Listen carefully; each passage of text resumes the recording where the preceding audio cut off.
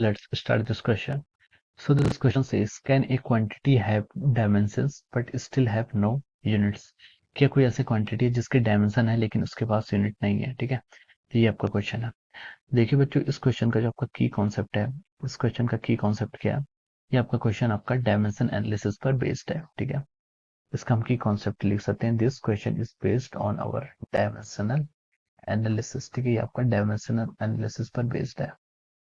तो चलिए अब हम इस क्वेश्चन को स्टार्ट करते हैं।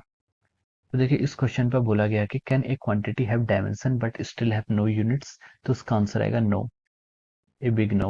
Why no? तो देखिए, क्योंकि देखिए कोई भी क्वांटिटी होती है जो उसकी सबसे बेसिक चीज होती है, कोई भी फिजिकल क्वांटिटी होती है, सबसे बेसिक चीज क्या होती है? आपकी डायमेंशन होती है। क्या होती है? डायमेंशन।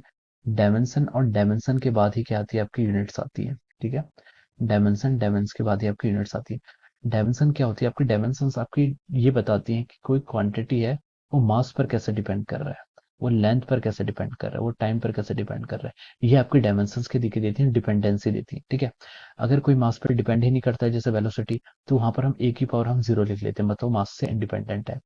लेकिन लेंथ पर डिपेंडेंट है, तो बी को हम वन ले लेते हैं, और टी पर भी डिपेंड है, तो टी को हम -1 ले लेते हैं, सी को हम -1 ले लेते हैं, कॉफी टी की जो पावर है। तो डायमेंशन क्या बताती है कि मास, लेंथ, टाइम या फिर जितनी भी फंडामेंटल यूनिट्स हैं, उस पर कोई क्वांटिटी कैसे डिपेंड करती है। ठीक है, तो कोई क्वांटिटी एग्जिस्ट करती है तो उसके पास क्या होती है? डायमेंशन होनी चाहिए, और डायमेंशन है तो उसके पास यूनिट्स का होना बहुत जरूरी है। ठीक है, तो ये आपकी डायमेंशन होती है। यूनिट्स क्या होती है? यूनिट्स आपकी चेंज हो सकती है, यूनिट्स आपकी कोई फिक्स नहीं होती। जैसे हम यूनिट्स का कन्वर्जन करते हैं, वो भी हम डायमेंशन से करते हैं। जैसे हम जूल को अर्ज में कन्वर्ट करते हैं, ठीक है, वहां पर भी हम करते हैं। हम फोर्स को न्यूटन को डाइन में कन्वर्ट करते हैं, तो वहां पर भी हम डायमेंशन एनालिसिस के थ्रू ही करते हैं। तो डायमेंशन एनालिसिस का आपका बेसिक होता है। ठीक है, यूनिट्स तो आपके डिफरेंट हो सकती हैं, जैसे कि आपका सीजीएस सिस्टम एक यूनिट होती है। ठीक है, और एक आपका एसआई सिस्टम होता है, एसआई यूनिट्स होती है, जिसको हम एमकेएस सिस्टम भी कहते हैं। एक गॉसियस सिस्टम होता है। तो ये सारे क्या है? डिफरेंट डिफरेंट क्या होती है? यूनिट्स कन्वर्जन सिस्टम होते हैं। लेकिन जो आपके डायमेंशन होते हैं, डायमेंशन आपका सबसे ज्यादा बेसिक है। ठीक है, डायमेंशन क्या बेसिक है। तो हम कह सकते हैं कि can a quantity have dimension but still have no units? तो इसका आंसर क्या होगा? नो, इसका कोई आंसर नहीं होगा। ठीक है, तो जैसे हम इसका एग्जांपल दे सकते हैं, जैसे इसका एग्जांपल, तो जैसे हम स्ट्रेन स्ट्रेन बोलते हैं। स्ट्रेन क्या होता है? आपका change in length divide by length. ठीक है, स्ट्रेन क्या होता है? Change in length divide by length.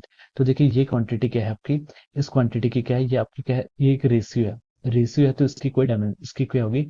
इसकी कोई डायमेंशन नहीं होगी। ठीक है, तो इसके यहाँ पर कोई भी डायमेंशन नहीं है। ठीक है, और हम बोल सकते हैं कि इसकी कोई डायमेंशन नहीं है तो इसकी कोई यूनिट्स भी नहीं है। ठीक है, इसके डायमेंशन नहीं है तो इसकी कोई यूनिट्स भी नहीं है। ठीक है, तो ये इसका एक एग्जांपल हो सकता है। ठीक है, लेकिन इसका वाइस वर्सा पॉसिबल है। ठीक है, अगर किसी क्वांटिटीज के पास क्या है? यूनिट्स है, तो उसके पास डायमेंशन भी होंगे। ठीक है, तो ये आपका ट्रू हो सकता है। यूनिट्स है और डायमेंशन नहीं हो, डायमेंशन होंगी, ये तो सही है। कोई क्वांटिटी है, उसके बाद यूनिट्स है, तो वो डायमेंशन लेस भी हो सकती है। ठीक है, तो ये उसका उल्टा भी क्या है? अपोजिट भी उसका ट्रू है। तो हमसे क्वेश्चन में यही पूछा था कि can a quantity have dimension but still have no units? तो इसका आंसर है नो, ऐसी कोई भी क्वांटिटी एग्जिस्ट नहीं करती है। ठीक है, so this is the our final answer of the question. ठीक है, तो ये क्या आपका इस क्वेश्चन का फाइनल आंसर है। ठीक है, यहाँ पर मैंने इसको एक्सप्लेन भी कर दिया है क्यों ऐसा पॉसिबल है। ठीक है, डायमेंशन और यूनिट्स के टर्म पे। So I hope you all understood this concept. All the best and thank you so much.